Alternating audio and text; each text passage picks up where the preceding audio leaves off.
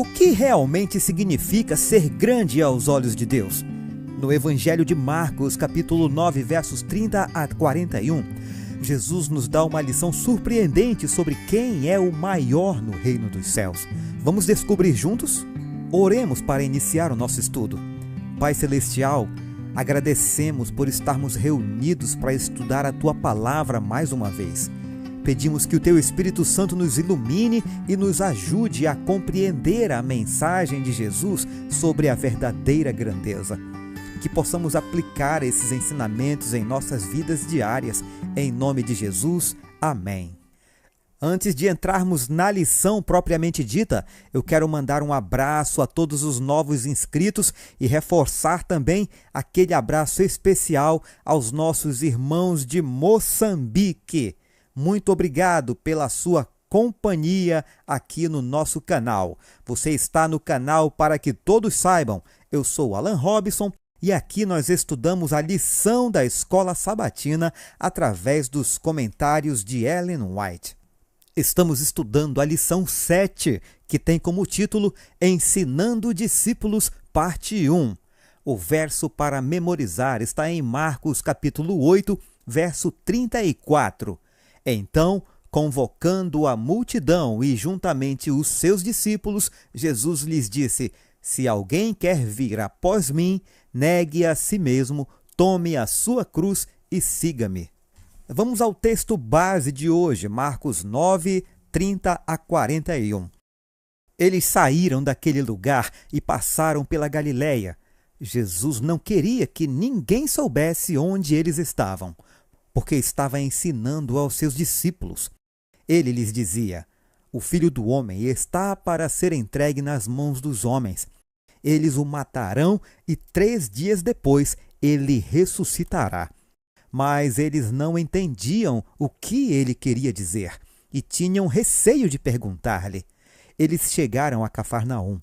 Quando ele estava em casa, perguntou-lhes: O que vocês estavam discutindo no caminho? Mas eles guardaram silêncio, porque no caminho haviam discutido sobre quem era o maior. Assentando-se, Jesus chamou os 12 e disse: Se alguém quiser ser o primeiro, será o último e servo de todos. E, tomando uma criança, colocou-a no meio deles.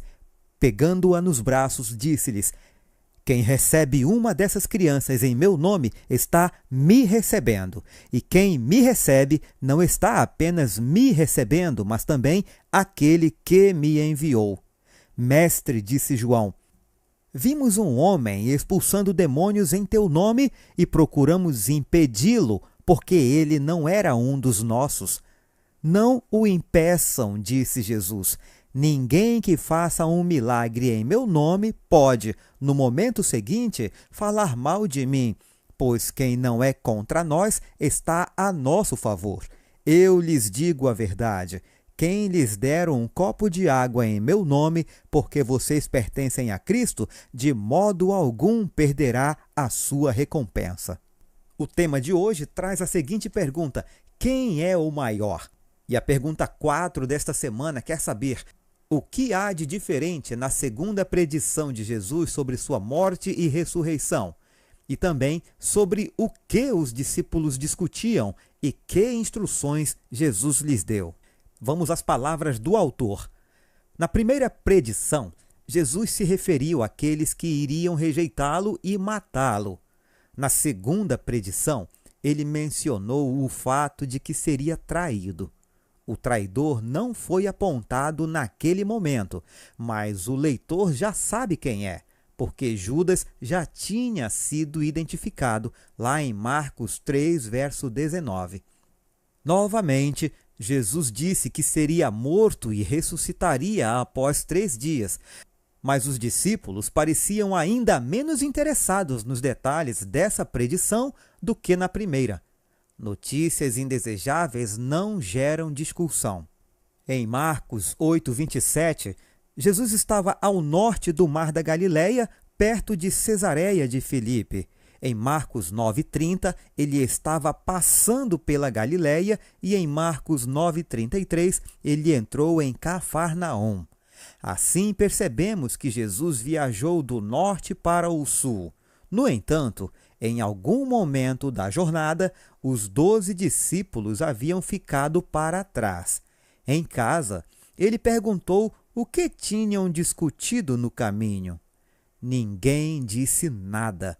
Um sinal claro do desconforto que tiveram com a pergunta, quase como crianças surpreendidas fazendo algo errado. A conversa deles foi sobre quem era o maior. Mesmo que a maioria das pessoas não admitam, a questão de quem é o maior é algo em que todos pensam. Mas no reino de Deus, essa ideia é virada de cabeça para baixo. Jesus respondeu ao problema em 2 etapas. Primeiro, declarou que para alguém ser o primeiro ou o maior, precisa se tornar servo. Segundo, ilustrou o que queria dizer por meio de uma ação. Jesus tomou a criança e a colocou no meio do grupo. A criança deve ter se sentido intimidada, mas Jesus a tomou nos braços, deixando-a tranquila. Cristo ensinou que se recebermos a criança, o receberemos, e se o recebermos, receberemos o Pai. Assim, a criança está relacionada ao próprio Deus. João fez uma pergunta sobre os de fora e Jesus ensinou a lição de que aqueles que não estão contra nós estão a favor de nós. O Senhor declarou que ajudar os que estão no serviço cristão, mesmo em pequenas coisas, não passa despercebido no céu. Bastante esclarecedor. Mas como somos bons estudantes e queremos sempre mais, vamos aos comentários de Ellen White em busca de um pouco mais de luz. Certa ocasião, Jesus se empenhou em uma disputa com vários de seus irmãos sobre qual deles seria considerado o maior. Não queriam que suas palavras alcançassem os ouvidos do Mestre. Mas Jesus lia o coração deles e aproveitou a oportunidade para dar a seus discípulos uma lição de humildade.